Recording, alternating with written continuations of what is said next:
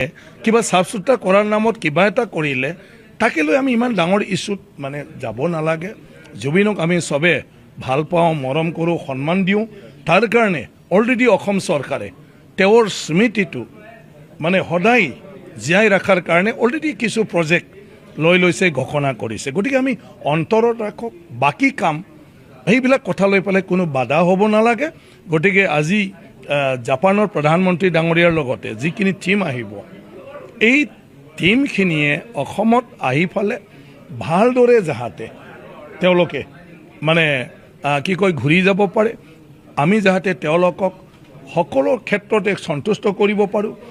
মই এইবিলাক মানে কথাটো কি আছে মই নাজানো আচলতে, ক'ত ফটো মুচিছে। কিন্তু কথাটো হ'ল কি, জুবিনদাৰ প্ৰতি চৰকাৰৰ সমৰ্থন অসমবাসীৰ ইয়াৰ আমঠু। গতিকে কোনেও জুবিনদাক অসন্মান কৰিবৰ কাৰণে আজিৰ সময়তো আৰু ভৱিষ্যতৰ দিনতো সাহস কৰিব বা সেই ধৃষ্টতা বোধহয় দেখুৱাব নোৱাৰে। ক'ৰবাত যদি কিবা ভুল হৈছে নিশ্চয় সেইখিনি শুধৰাই ল'ব লাগিব। সেইটো যি কাৰণতে নহওক, মানে জুবিন গাৰ্গৰ দৰে এক সত্তাক যেতিয়া মানে নিশ্চিহ্ন কৰিব বিচৰা বুলিও নকওঁ, কিবা কাৰণত এইটো কৰিলে। আৰু এতিয়াতো মৃগেন শৰণীয়া ডাঙৰীয়াই কৈছে যে তেওঁলোকে অৰ্ডাৰ, তেনেকুৱা কোনো ধৰণৰ অৰ্ডাৰ পাছ কৰা নাছিল। সেয়া ৰং মিস্ত্ৰীজনৰহে ভুলৰ কাৰণে এনেকুৱা ঘটনা এটা হয়। যদি ভুলতেই হৈছে, ভুলবশতঃ, তেতিয়াহ'লে সেইটো শুধৰণিৰ এটা পথ আছে। গতিকে সেইটো শুধৰণি সোনকালে হওক। আৰু আমাৰ জাতীয় জীৱনৰ এজন চিনাকি এক সত্তাক, আমাৰ সাংস্কৃতিক জীৱনৰ মোৰ অকল স্বামী বুলি মই জুবিনৰ কথা নকওঁ, গতিকে অসমীয়াৰ এক পৰিচয় আৰু এক গৌৰৱ মানে কৰিব পৰা এক সত্তা। তেওঁৰ এখন ছবি, এখন মুৰালে মই ভাবোঁ কেতিয়াও আমাক আৰু গৌৰৱ বা আমাক এটা কিবা এটা চিনাকিহে দিব পাৰে। এখন চহৰখন বেয়া কৰিব বা কিবা এটা নেগেটিভ কিবা এটা ইম্পেক্ট কৰিব বুলি মই কেতিয়াও নাভাবোঁ জুবিনৰ এখন ছবিৰে।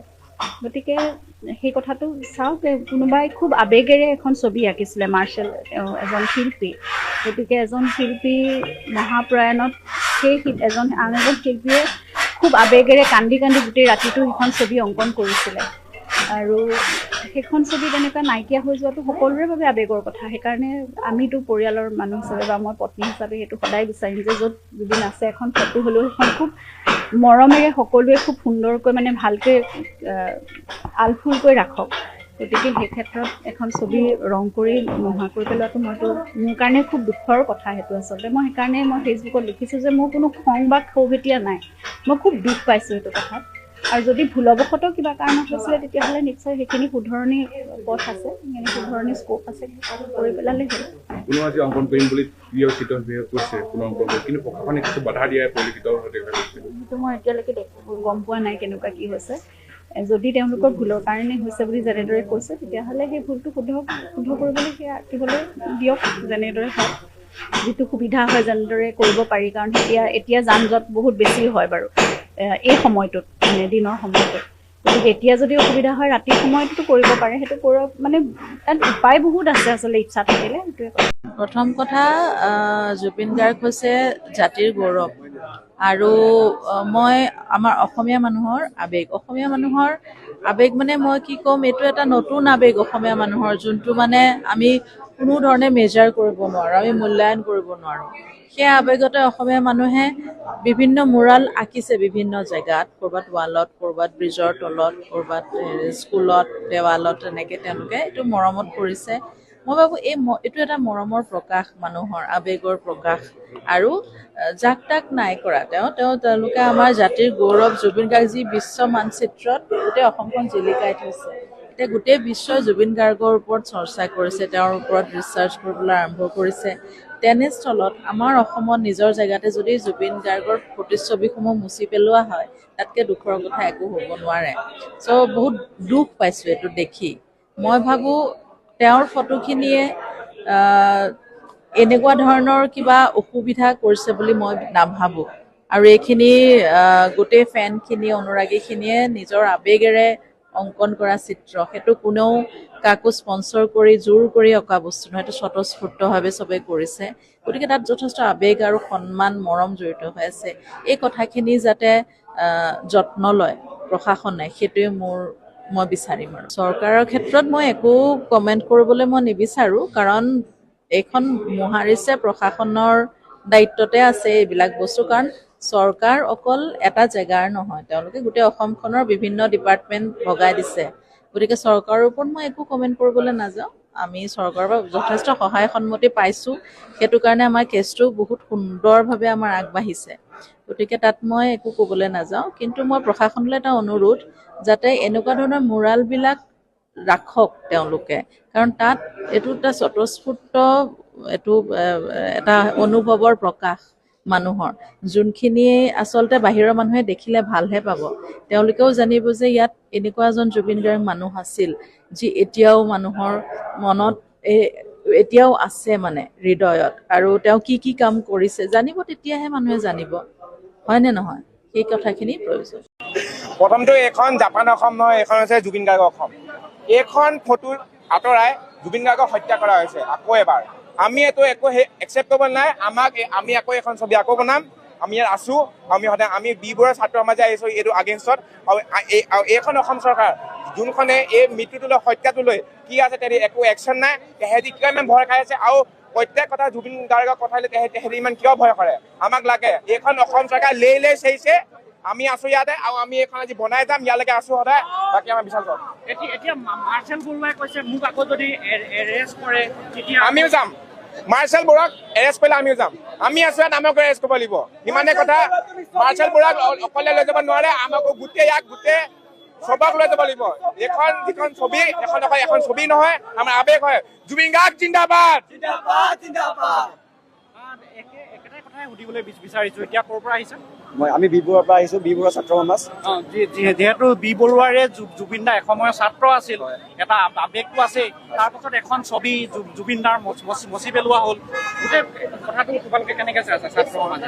আমাক কোনো মন্ত্ৰী বা নেতাক আদৰিবলৈ, আমাৰ অসমৰ যিজন ৰজা সেইজনৰ ছবি আজি মুচিবলৈ আমাৰ দৰকাৰ নাই। অসম চৰকাৰক এটা কথা স্পষ্টকৈ সকীয়াই দিছো যে এই কাম আৰু দুবাৰ যেন নকৰে, আৰু যেন পুনৰবাৰ নকৰে। অসম চৰকাৰক স্পষ্টকৈ সকীয়নি জগাইছো। কোনে কৈছে? আজি যদি মিউনিচিপালিটি, আজি যদি পৌৰসভাই এই কামৰ কাৰণে যদি ৰেছপনচিবল নহয়, তেনেহ'লে কোনে অৰ্ডাৰ দিছে? কাৰ অৰ্ডাৰত এই কাম হৈছে? সেই উত্তৰটো আমাক লাগে। এতিয়া মেয়ৰে কয় মই গম নাপাওঁ, পইচা নাই ইমান কাম কৰিবলৈ আমাৰ, তাৰপাছত কোনে কৰি থৈ গ'লে কামটো? এইবিলাক এনেকুৱা উত্তৰ আমাক নালাগে, এনেকুৱা যুক্তি নোহোৱা উত্তৰ আমাক নালাগে। আমাক এটা যুক্তিৰ উত্তৰ দিব, আমাক উত্তৰ দিয়ক কোনে অৰ্ডাৰ দিছে আজি মুচিবলৈ। আজি 1 বছৰ নাই হোৱা, আজি সেই দিনটো আমি পাহৰা নাইতো, এতিয়াও আমি ন্যায় পোৱা নাইতো। সেই আমি ন্যায়ৰ কাৰণে এতিয়াও চিঞৰি আছোতো। আজি ন্যায়ৰ কাৰণে আমি চিঞৰিব ওলাই আহিব লগা হৈছে। আজি আকৌ আমি ছবি এখন মুচিবলৈ, তাৰ কাৰণে আমি আকৌ আহিব লগা হৈছে। আমাৰ অসমৰ ৰজাৰ কাৰণে আমি আহিব লগা হৈছে। এনে অৱস্থা অসমক আমি কোনোপধ্যে মানিব নোৱাৰো। অসম চৰকাৰক স্পষ্টকৈ সকীয়ানি দিছো, এনেধৰণৰ ভুল যেন আকৌ আগন্তুক দিনত নকৰে। দেখিবলৈ পোৱা গৈছিল জুবিন গাৰ্গে অসমৰ কাৰণে ইমানখিনি কৰাৰ পাছতো এইখিনি সন্মান আচলতে আমি কৰবাত দিয়া নাই নেকি জুবিন গাৰ্গক? দিয়া নাই মানে ডেফিনেটলি দিয়া নাই। প্ৰথম কথা যদি ক'বলৈ যাওঁ যে এইখন দেৱালৰ পৰা যে ছবিখন মুচিছে, এয়া ছবিখন মুচা হোৱা নাই, এয়া জুবিনৰ হত্যা দ্বিতীয়বাৰৰ বাবে প্ৰতিজন অসমীয়াৰ স্বাভিমান, প্ৰতিজন অসমীয়াৰ আৱেগক হত্যা কৰা হৈছে। কাৰণ কিয় জুবিনৰ ফটোখনক লৈ পেলাই আপত্তি আছিল নে? জুবিনৰ ফটোখনৰ তলত লিখা থকা কমৰেডছ নেভাৰ ডাই লিখি থকা সেই বাক্যটোক লৈ পেলাই আপত্তি আছিলে। ভয় খাইছে নেকি চৰকাৰে? চৰকাৰে যদি ভয় খাইছে, কিহক লৈ পেলাই ভয় খাইছে? আজি জাপানৰ পৰা কোনোবা প্ৰধানমন্ত্ৰী আহিছে বা কোনোবা অন্য বিশিষ্ট ব্যক্তি আহক, আমাক নালাগে তেনেকুৱা ব্যক্তি। আমাৰ অসমৰ যোনজন ৰজা, আমাৰ যোনজন ভগৱান, প্ৰতিজনৰ অসমীয়া জাতীয় সম্পদ হয়, সেই সম্পদজনক মচি পেলাই কি দেখাব খুজিছে? আদৰিব খুজিছে নেকি? আমাৰ জাতীয় গছ কি হয়? হলং গছ হওক, জাতীয় যিবিলাক বস্তু সকলোবোৰ ফ্লাইঅভাৰ তলত ধুনীয়াকৈ অঁকা হৈ আছে। কিন্তু এই জুবিনৰ ফটোখনক লৈ পেলাই আপত্তি কি আছিলে? আজি জুবিনৰ ফটো মুচিছে, কালি জুবিনৰ কিবা এটা অন্য বস্তু ক্ষতি কৰিব, প্ৰতিজন অসমীয়াক হত্যা কৰি আছে। এয়া জুবিন আমি কেতিয়াও মানা নহয়। বি বৰুৱা কলেজৰ ছাত্ৰ সমাজ আমি আজি ওলাই আহিছো, প্ৰতিজন কলেজৰ পৰা, ইউনিভাৰ্চিটিৰ পৰা ওলাই আহিব। কালি পৰহিলে আমাৰ বি বৰুৱা দেৱালতো অঁকা হৈ আছে জুবিনদাৰ ফটো। সেই বুলি কি মুচি দিব নেকি? কিহৰ কাৰণে মুচি দিব? আৰু আজি আৱেগক হত্যা, স্বাভিমানক হত্যা। আজি আমি ওলাই আহিছো সকলোবোৰ, আমি মাত মাতি যাম, প্ৰতিজন অসমীয়াই থিয় হ'ম। মাৰ্চেল বৰুৱাক কোন হয় চিনি নাপাওঁ বুলি কৈছে, আঁকি দিছে। আমাৰ পইচা নাই, কিবা নাই, এইবিলাক এজন ইমান ডাঙৰ ব্যক্তি এজনে এনেকুৱা তুলনীয়া মন্তব্য দিলে নহয়। এইবিলাক মানে ইমান ডাঙৰ এজন হাই পষ্টত থকাৰ পিছত যদি এনেকুৱা ফটুৱা কিছুমান মন্তব্য দিয়া নহয়, এয়া একদম একচেপ্ট কৰা নহয়। গতিকে ইয়াৰে বিধায়ক ক'ত? এই গণেশগুৰি সমষ্টিত এই সমষ্টিটোৰ বিধায়কজন ক'ত? কোনে এলাও কৰিলে এইটো মুচিবৰ কাৰণে? যোনে মচিছে আমি তেওঁক ধৰি ৰাস্তাত কোবাম নেকি? যদি কোবাও তেতিয়া আমাক পুলিচে এৰেষ্ট কৰিব। তেতিয়াহ'লে যোনে মচিছে তেওঁলোকৰ ওপৰত একশ্যন কিয় ল'লে? সাহস ক'ত পালে? কোনে সাহস দিছে? তো সেনেকুৱা কিছুমান ষ্টেপ ল'ব লাগে। এতিয়া আমি যদি ক'বলৈ আহোঁ আজি আমাক এৰেষ্ট কৰিব, কিন্তু তেওঁলোকে যেতিয়া মুচিছে তেওঁলোকক এৰেষ্ট কৰিব সাহস নাই, কাৰণ কি তেওঁলোকৰ পিছফালে চৰকাৰ আছে। আজি অসম আৰক্ষীয়ে এতিয়া সকিয়নি দিছে মাৰ্চেল বৰুৱাক যে মাৰ্চেল বৰুৱা আহিব নালাগে, আমি আইনী ব্যৱস্থা ল'ম। কিয় ভয় খাইছে? আজি অসম আৰক্ষী আই মাতৃৰ সন্তান নহয় নেকি? আজি অসম আৰক্ষী কাৰ আণ্ডাৰত কাম কৰি আছে? অসম আৰক্ষীৰ মন নাযায় নেকি জুবিনৰ প্ৰতি ভাল পোৱা দেখাবৰ কাৰণে? অসম আৰক্ষী কি আই মাতৃ জুবিনৰ স্বাভিমান নাই নেকি অসম আৰক্ষীৰ হৃদয়ত? বহুত কিমান মুচিব এনেকুৱা ফটো? আমি হাজাৰবাৰ ৰাখিম, এনেকুৱা হাজাৰ হাজাৰ অসমীয়া, লাখ লাখ অসমীয়া ওলাই আহিব। প্ৰতিজন উজনি অসম, নামনি অসম, আজি মধ্য অসম, সকলো অসমীয়া ওলাই আহিব। গতিকে এনেকুৱা মুচি থাকক, আমি ওলাই আহিম। কিন্তু চৰকাৰ আজি আছে, কালিতো উখৰি যাবই। গতিকে সকিয়নি দিছোঁ চৰকাৰক, স্পষ্ট সকিয়নি। চৰকাৰ আপোনালোক হুঁচিয়াৰ হওক, এনেকুৱা নৱপ্ৰজন্ম সকলোবোৰ ওলাই আহিব। গতিকে আপোনালোক হুঁচিয়াৰ হওক। আজি আমি আহিছোঁ, কালি পৰহি আজি আকৌ আহিম। আমি কলেজৰ সন্মুখত কৰিম, ইউনিভাৰ্চিটিৰ সন্মুখত কৰিম। গতিকে সেয়া সকিয়নি, ইয়াৰ পৰা সকিয়নি। জয় জুবিন দা, জয় আই অসম, জয় বি বৰুৱা। ফ্লাইঅভাৰবিলাকত আমি এটা নতুন কনচেপ্ট এটা লৈছোঁ, যাতে গুৱাহাটীৰ গোটেইকেইখন ফ্লাইঅভাৰক সেউজীয়া দেখে। অৰ্থাৎ সৰু সৰু পটত, যেনেকৈ আমি এয়াৰপৰ্ট গ'লে দেখা পাওঁ, সৰু সৰু পটত ধুনীয়াকৈ প্লান্টেশ্যন কৰা হয় আৰু হেঙিং কৰি ৰখা হয়। আমি গুৱাহাটী মহানগৰীটো এনেকৈ গোটেইকেইখন ফ্লাইঅভাৰত একোখন হেঙিং গাৰ্ডেন নিৰ্মাণ কৰাৰ প্ৰস্তাৱ লৈছোঁ। এখন দুখন হৈ গ'লে বুজি পাম যে ই ৰাইজৰ কিমান সমাদৰ লাভ কৰিব পাৰিছে। বৰ্তমান আমি উৰণ সেতুৰ যিমান পৰিকল্পনা কৰিছোঁ শেষ হ'ল। এতিয়া মহানগৰীৰ চাহিদাৰ প্ৰতি লক্ষ্য ৰাখি দ্বিতীয় কাৰ্যকালত আমি যদি কিবা নিৰ্মাণ কৰিব লাগে তাক সিদ্ধান্ত ল'ম। কিন্তু এই মুহূৰ্তত আমাৰ হাতত কোনো নতুন প্ৰকল্প নাই। পিছত পৰৱৰ্তী সময়ত আমি আলোচনা কৰিব পাৰিম। আঁকি থোৱা ছবিখন মোহাৰিবলৈ সাহস কৰাটো তেখেত অসমীয়া নহয় বুলি কৈছোঁ মই প্ৰথমতে। একো অসুবিধা নাই, জুবিনৰ ন্যায় লাগে, একো অসুবিধা হোৱা নাই। ইয়াতকৈ বহুত অসুবিধা চৰকাৰে দিছে, ইয়াতকৈ বহুত অসুবিধা চৰকাৰে দিছে। জুবিনৰ ফটোৱে লাগিবই, আমাৰ একো অসুবিধা হোৱা নাই। আঁকি থোৱা ছবিখন মোহাৰিবলৈ সাহস কৰাটো তেখেত অসমীয়া নহয় বুলি কৈছোঁ মই প্ৰথমতে। কাৰণ এজন অসমীয়া নিৰ্দেশতে নকৰক, যোনে নকৰক তেখেত অসমীয়া হ'ব নোৱাৰে। তেখেত কেতিয়াও অসমীয়া হ'ব নোৱাৰে। তেখেত অসমবাসীয়ে হওক, কিন্তু যিজন অসমীয়াই হওক, যোনজন মানুহে জুবিন গাৰ্গৰ ছবি মোহাৰিবলৈ সাহস কৰিছিল, তেখেত কেতিয়াও অসমীয়া হ'ব নোৱাৰে। ধিক্কাৰ জন্মাইছোঁ তেখেতৰ ওপৰত। আৰু অসম চৰকাৰক মই অনুৰোধ জনাইছোঁ, যিজন মানুহে জুবিন গাৰ্গৰ এই ছবি মোহাৰিবলৈ সাহস কৰিছে তেখেতক অতি শীঘ্ৰে শাস্তি দিয়াটো বিচাৰোঁ। কাৰণ আমাৰ প্ৰাণৰ জুবিন দাক এনেকৈ অপমান কৰা হৈছে। অংকন কৰা ছবিত মোহাৰি পেলাই যি অপমান কৰা হৈছে, সেই অপমানৰ কাৰণে যিজন মানুহে বা যোনে এই ঠিকাটো লৈ পেলাই এই কামটো কৰিছে তেখেতক শাস্তি দিয়াটো বিচাৰোঁ। আৰু আমাৰ অসমৰ জুবিন দাৰ লগত এনেকুৱা হোৱাটো আমি কেতিয়াও সহ্য কৰিব নোৱাৰোঁ। আজিলৈকে মাতি আছোঁ আমি জুবিন দাৰ কাৰণে, জুবিন দাৰ ন্যায় বিচাৰি আছোঁ আৰু জুবিন দাই ন্যায় পাবই লাগিব। লাগিলে অসমত যিয়ে হৈ যাওক, জুবিন দাৰ কাৰণে আমি ন্যায় বিচাৰি যাম আৰু ন্যায় পাবই লাগিব জুবিন দাই। একো অসুবিধা নাই, জুবিনৰ ন্যায় লাগে, একো অসুবিধা হোৱা নাই। ইয়াতকৈ বহুত অসুবিধা চৰকাৰে দিছে, ইয়াতকৈ বহুত অসুবিধা চৰকাৰে দিছে। জুবিনৰ ফটোৱে লাগিবই, আমাৰ একো অসুবিধা হোৱা নাই। চৰকাৰে যি ভুল কৰিলে, কিন্তু তেওঁ এতিয়াও এই এলভিছ দাই এতিয়া নিজৰ হাতেৰে আকৌ জুবিনদাৰ এই ফটোখনৰ প্ৰাণ দিবলৈ তেওঁ চেষ্টা কৰি আছে। আজি মাৰ্চেল বৰুৱাক কোৱা হৈছিল 3 জুলাই পৰ্যন্ত ছবিখন অংকন কৰিব নালাগে। জুবিন গাৰ্গৰ এখন ছবি থাকিলে আন্তঃৰাষ্ট্ৰীয় ইভেণ্ট এটা হ'লে অসুবিধা কি হ'ব পাৰে বুলি ভাবে? চাওক, একো অসুবিধা নাই, যিহেতু জুবিন দা আমাৰ অসমৰ এটা গৌৰৱ হয়। আৰু মই এইটো বিচাৰোঁ যে তেওঁ ছবি, আমাৰ যিমানকেইটা আমাৰ উৰণ সেতু আছে, প্ৰত্যেকটো উৰণ সেতুত জুবিন দাৰ এখন ফটো থাকিব লাগে। আৰু এইটো বিচাৰোঁ যে জুবিন দাৰ নামত এখন হ'লেও উৰণ সেতুৰ নামকৰণ কৰিব লাগে। অসমীয়াৰ যি সত্তা, অসমৰ যি পৰিচয়, অসমৰ যি আৱেগ, জুবিন গাৰ্গৰ ছবিখন মচি দিয়া হৈছিল, যিটো অসমীয়াভাৱে আমি সহজভাৱে ল'ব পৰা নাছিলোঁ। বৰ্তমান আজি যি পুনৰ অংকন কৰা গৈছে, আমি অত্যন্ত সুখী। কিন্তু ইয়াৰ লগতে এটা কথা ক'ব বিচাৰোঁ, এই বিষয়ত যিজন ঠিকাদাৰক ঠিকা দিয়া হৈছিল আৰু বিভাগীয় কৰ্তৃপক্ষ, তেওঁলোকক অতি সোনকালে জবাবদিহি কৰিব লাগে অসমৰ ৰাইজৰ ওচৰত।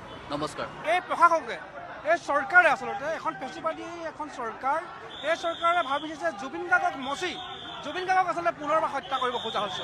জুবিন গাৰ্গ যে মানুহৰ আছিল, জুবিন গাৰ্গ যে মাটিৰ আছিল, জুবিন গাৰ্গ যে শিল্পৰ আছিল, গানৰ আছিল, জুবিন গাৰ্গ যে মানুহৰ অধিকাৰৰ কথা কৈছিল তেওঁ গানৰ জৰিয়তে, এই কথাখিনিক আচলতে মানে মচি দিব খোজা হৈছে। অসমীয়াৰ যি সত্তা, অসমৰ যি পৰিচয়, অসমৰ যি আৱেগ, জুবিন গাৰ্গৰ ছবিখন মচি দিয়া হৈছিল, যিটো অসমীয়াভাৱে আমি সহজভাৱে ল'ব পৰা নাছিলোঁ।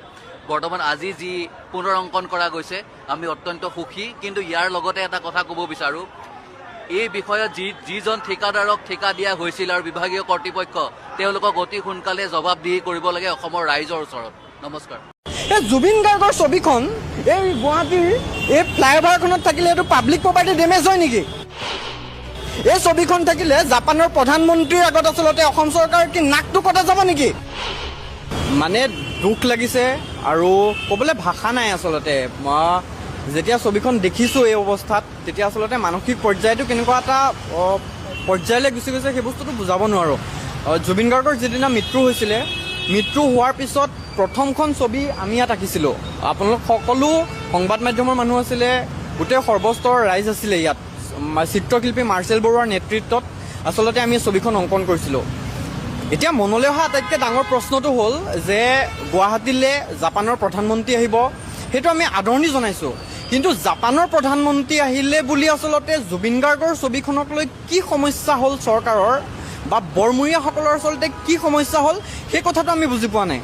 আজি পাৰ্পল চিটি বনাব, পাৰ্পল চিটিৰ নামত তোমালোকে পাৰ্পল চিটি বনোৱা, যি চিটি বনোৱা বনাই থাকা, স্মাৰ্ট চিটি বনোৱা, পাৰ্পল চিটি বনোৱা, কিন্তু যি চিটি নবনালেও আচলতে এই ইয়াত থকা জুবিন গাৰ্গৰ ছবিখনে তোমালোকৰ কি সমস্যাৰ সৃষ্টি কৰিলে আমি সমস্যাটো বুজি পোৱা নাই। সমস্যাটো জুবিন গাৰ্গৰ প্ৰতি ঘৃণা নে ইয়াৰ বাওঁপন্থাৰ প্ৰতি ঘৃণা, জুবিন গাৰ্গৰ আদৰ্শৰ প্ৰতি ঘৃণা নে বাওঁপন্থাৰ আদৰ্শৰ প্ৰতি ঘৃণা, এই কথাটো আচলতে আমাক আচৰিত কৰি তুলিছে।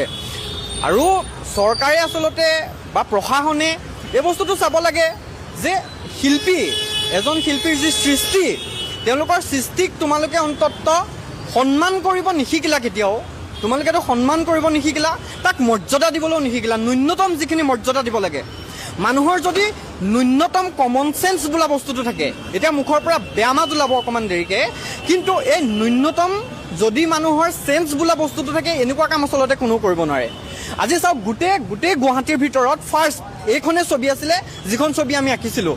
গোটেই ৰাতি, এটা ৰাতি টোপনি ক্ষতি কৰি অঁকা ছবিখন আচলতে 1 মিনিটত মোহাৰি পেলালে। ইয়াত প্ৰথমতে এইখন ছবি থকাৰ আগত ইয়াত গভৰ্ণমেণ্টৰ এগেইনষ্টত আমি এখন ছবি আঁকিছিলোঁ গিবনকেইটা বচাবৰ কাৰণে, সেইখন মোহাৰি দিলে। তাত দীঘলী পুখুৰীত ছবি আঁকিলোঁ, 10-11টা ছেকশ্যন লগাই পেলাই জেললৈ পঠিয়ালে। আৰু ইয়াত এতিয়া যেতিয়া কমৰেডছ নেভাৰ ডাই বুলি লিখি দিলোঁ, চৰকাৰৰ মানে গাটো পুৰি আছে, তেওঁলোকে শান্তিত থাকিব পৰা নাই। ইমান দিন যেতিয়া হিমন্ত বিশ্ব শৰ্মা ডাঙৰীয়া যেতিয়া এফালেদি চাগে পাৰ হৈ যায়, তেওঁ চকুকেইটা চাগে শান্তি নাপায়, তেওঁ মনটোৱে চাগে শান্তি নাপায়, কেতিয়া এই ছবিখন মোহাৰিব পাৰিম, কেতিয়া এই ছবিখন নোহোৱা কৰিব পাৰিম, তেওঁলোকৰ মেণ্টেলিটি সেইটো। মানে প্ৰব্লেমটো ক'ত? তোমালোকে পাৰ্পল চিটি বনোৱা, জাপানৰ প্ৰধানমন্ত্ৰী আহিব, ঠিক আছে, জাপানৰ প্ৰধানমন্ত্ৰী আহিলে বুলি এই ছবিখন মোহাৰি পেলাব লাগে নেকি?